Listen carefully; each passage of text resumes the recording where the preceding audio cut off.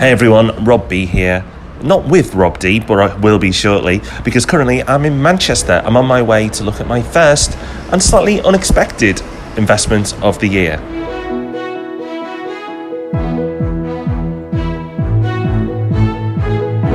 Welcome to the Property Podcast. Thank you for joining us for the show where every Thursday morning property investors just like you come together to be informed and inspired. Now, after listening to Rob's intro, you're probably wondering what his first investment of the year is and why the heck it's taken him so long. Well, we will be revealing all, and in Hub Extra we've got a book recommendation that's going to make you think differently about what you should be doing each day.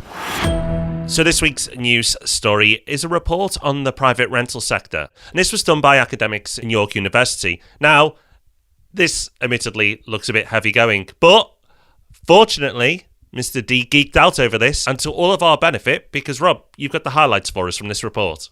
Yeah, like most things written by academics, there's a lot of telling you stuff you kind of already know with common sense at great length, but there is some interesting stuff in there as well. I think the most interesting thing is that broadly, I think it's quite supportive of some of the arguments that property investors and landlords have been making for a long time.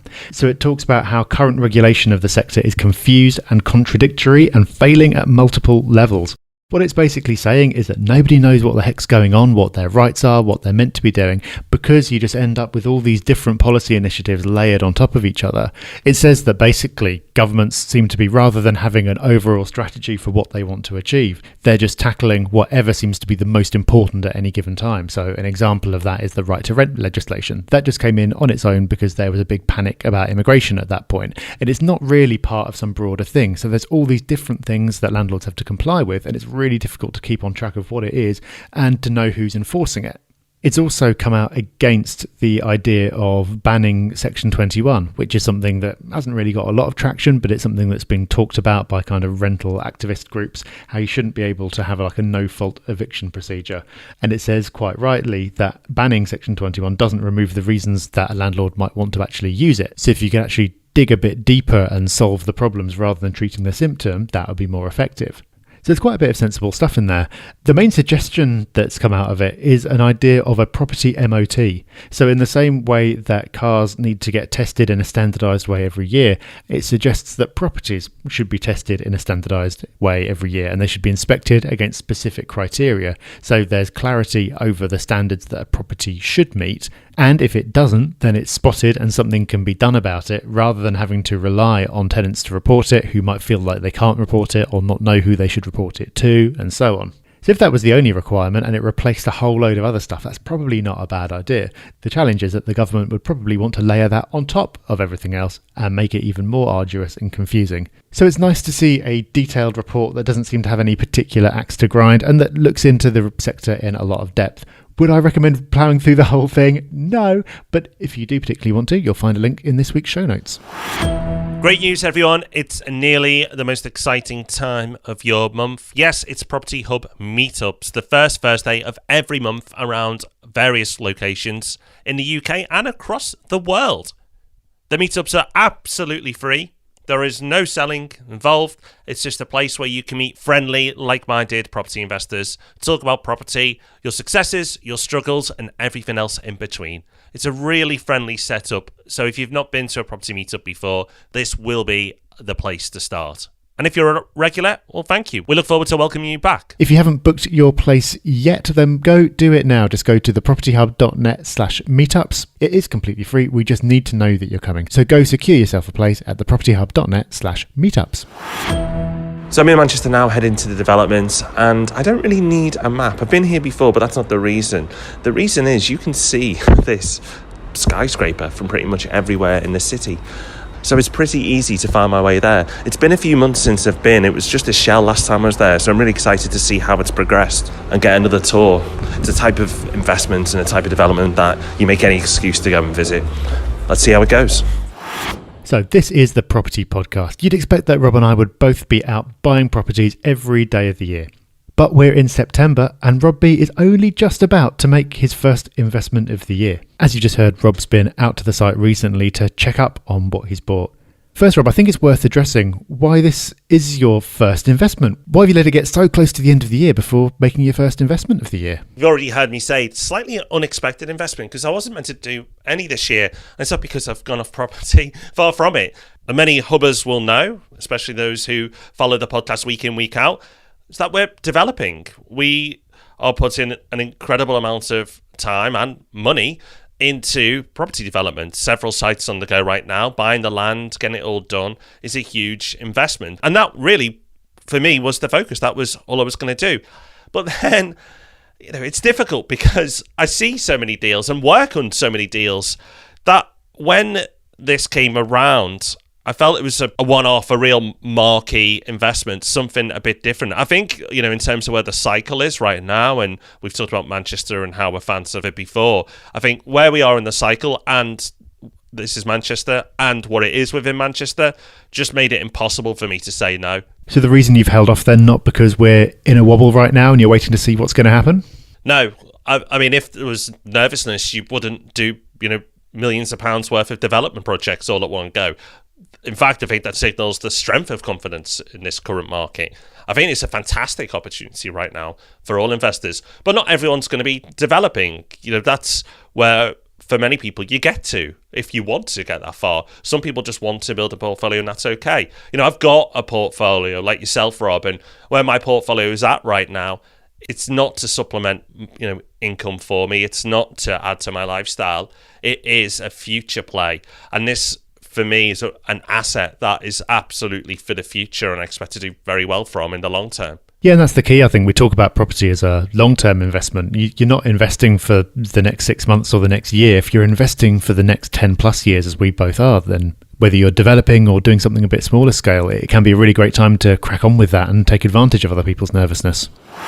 So we've just walked through site, and it's just so impressive when you come through. It doesn't feel like a development. It feels like a town in the making. It's quite substantial. It's hard to get over the scale when you walk through.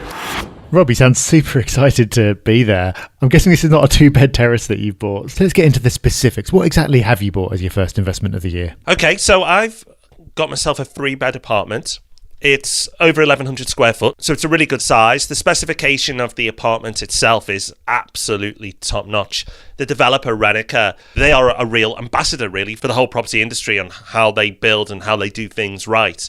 The specification of the stuff they do is top-notch, and this is a very important development to them. So I've worked on stuff and seen stuff complete by them previously and know the level of attention to detail they put in and standards they hold themselves to. So when I knew they were behind this project, it gave me a lot of confidence.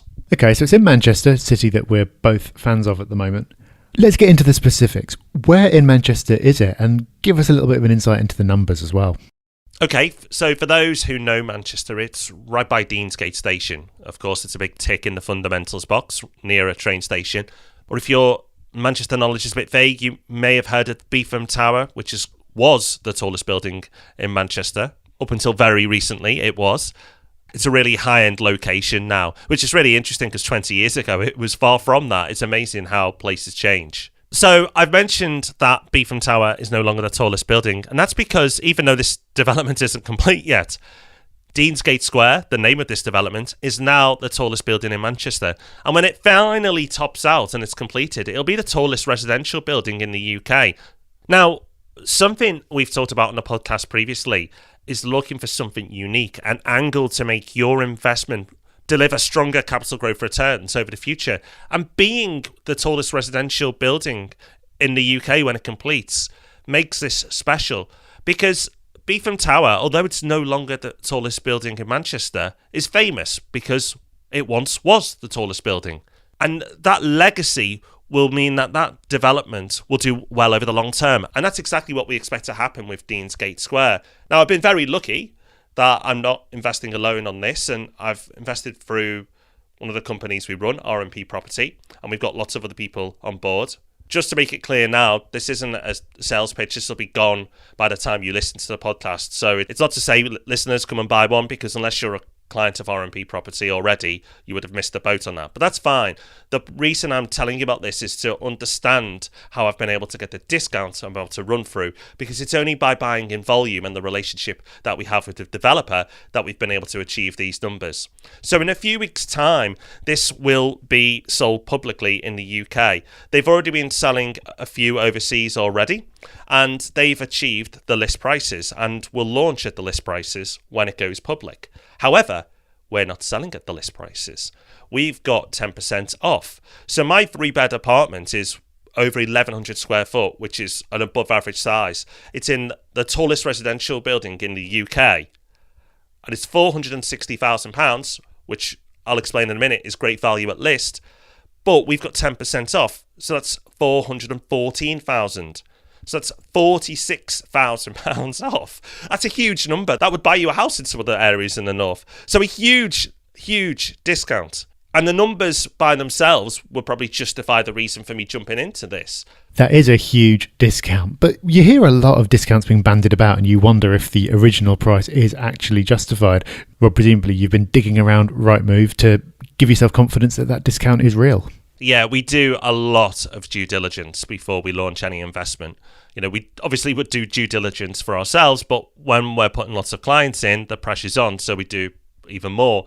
When you look at other new builds in Manchester, the price per square foot of Deansgate Square is actually really competitive. There are multiple developments that are more expensive on a price per square foot basis, which is a bit bonkers because this is the tallest and the best spec, which we'll get into shortly. So they would be more than justified at being the most expensive, but they're not. So that gives me confidence. But also, when I look at 3 beds in the area, within quarter of a mile, even at list price, so the full list price, it would be the cheapest 3-bed apartment within quarter of a mile, which is just bonkers. Like, how can this development be the cheapest at list price?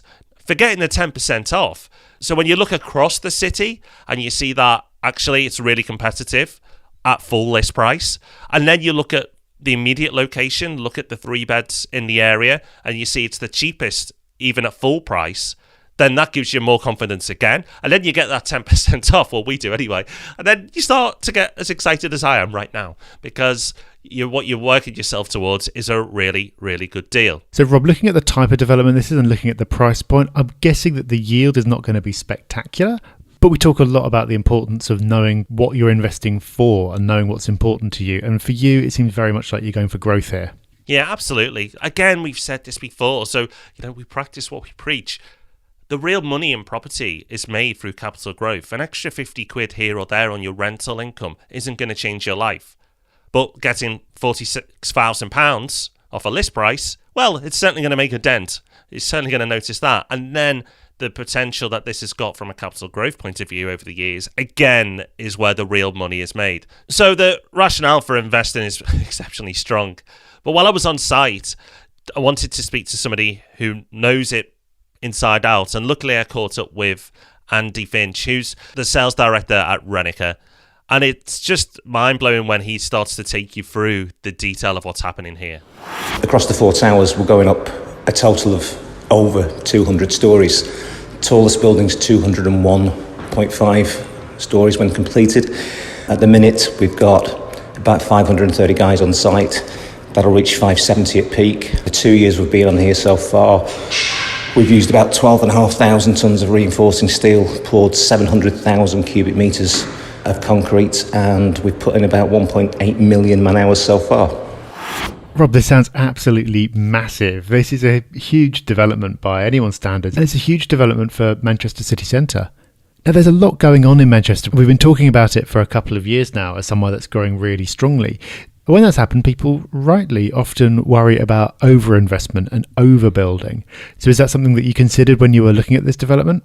Well, as you know, Rob, we are pretty obsessive about the property cycle. And while we have been talking about Manchester for the last couple of years, and you'd be forgiven for thinking the property world is all talking about Manchester, it isn't really.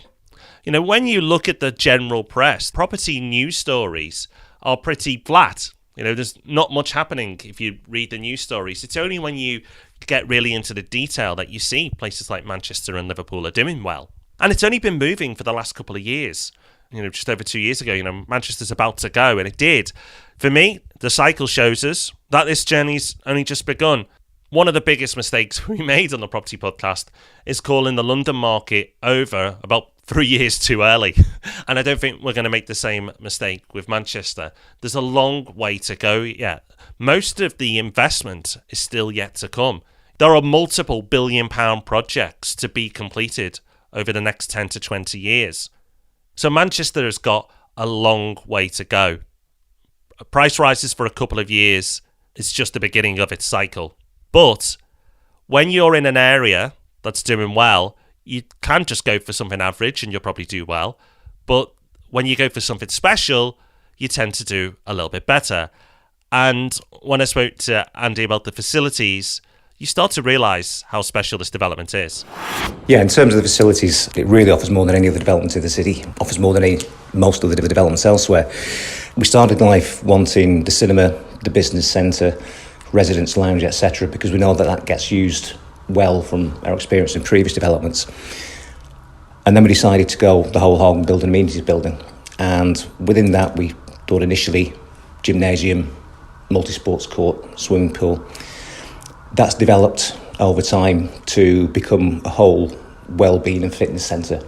So as well as the facilities I've made reference to before, there'll be spas in there, treatment rooms, vitality pool, sauna, steam room, etc. Absolutely knock spots of anything else in the city. That is quite the list. Sounds amazing. I know, right? I'm going to move in. It's a bit bonkers. Whoever gets to let this is going to be a very lucky person. Yeah, forget it as an investment. If you can be disciplined enough not to move into it yourself, I'm impressed. But I think this is something that we'll see more of in the future. Not for every location, but in the city centres of international cities, expectations definitely are on the rise. I think it's sensible that in this development, they've not just gone for what they can get away with to keep costs down. They're going for something that's super duper high end now and will still be high end in the future when it starts to become more of the norm to have features like this. Yeah, absolutely, Rob. And this level of spec is going to attract, a very high-end tenant. And I spoke to Andy about that as well. There'll be a broad mix of young professionals. There'll be overseas students with a pretty general living allowance who don't want to be near university accommodation. They want something that they see as being top draw. I think also because we've got the larger units and some good-sized 3-bed units there, potentially is also going to appeal to downsizers, empty nesters. We've had a number of people already who are just buying a place as a pied-à-terre in the city. I think we'll have a fairly broad range, really, just given the nature of the scheme, the amenity on offer, specification, the size of the apartments, with an average apartment here being over 900 square feet. So, Rob, you referred earlier to the fact that the development hasn't actually been completed yet. So you're buying off-plan. Off-plan can be a brilliant opportunity, but there are people out there who will say you should never buy off-plan because there are all these risks. I know, though, this is something you'll have covered off in your research, right? Yeah, definitely. I mean, it couldn't be safer. They're 10% down, and that's all it is. They're not asking for big deposits here. It's fully protected. It's held by the solicitors. So the developer can't touch it until completion. So, yep, locked down and completely safe. But the developer's got, a great reputation. I would want that, and of course we've got that for myself and the other investors through RMP. But the developer's reputation is top-notch as well. This isn't their first development. They've done some other big developments that we've worked with them on, and their track record is second to none. The developer knows that this is a marquee development and their reputation's at stake. So they are developing this and everything else they do with the future in mind. We maintain an interest in the onward management of our developments. We want to be able to bring people into schemes that are 3, 4, 5 years or more old and show that they look as good today as the day they were built. I think also, having built the tallest residential tower in the UK, award-winning architects in there as well, and this is the central focus, if you will, for what's going to be a whole new residential-led neighbourhood on this southern side of the city centre. This clearly isn't your run-of-the-mill investment. This isn't something that comes along every day. I can see why you're so excited, Rob. Yeah, there's so much to pick from it. Like we've mentioned a few times, the fact that it's the tallest building in Manchester, the tallest residential building in the UK. That is amazing.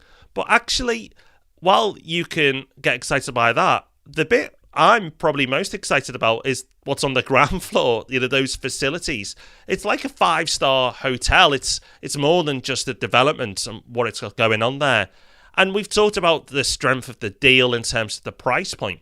But the rents, although I'm absolutely not getting into this investment for its yield, when you look again at Beetham Tower, a development now that isn't as tall and the spec isn't as good, that's just over the road, their 3 beds are renting for $4,500.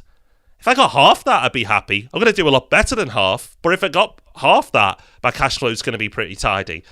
So even the rent, which is probably way down on my list of things I'm looking at, still is really attractive. And that's the thing for me. I'm normally a pretty disciplined guy, and I'll say, right, this are the goals and targets for this year. It's all about developments. I don't want to lose focus from that.